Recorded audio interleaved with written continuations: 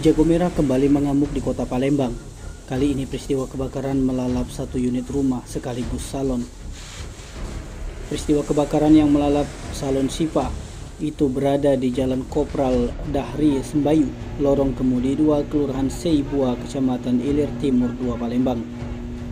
Sontak saja peristiwa kebakaran yang terjadi di waktu subuh membuat warga sekitar heboh dan berupaya memadamkan api dengan alat seadanya.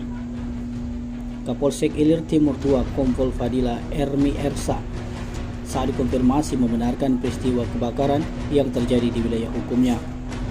Dia menjelaskan rumah sekaligus sanggar senam itu milik dari M. Panji Rido yang dihuni oleh 6 orang. Namun naas, saat istri korban melihat peristiwa tersebut, kondisi api sudah lebih dulu membesar dan berhasil melalap sebagian besar rumah tersebut.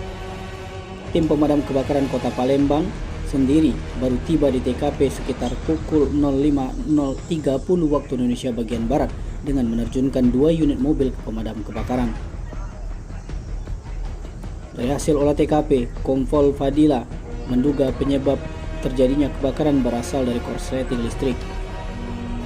Meski demikian, dirinya memastikan dalam insiden kebakaran ini tidak menimbulkan korban jiwa. Tim Liputan Sumsel AD TV melaporkan.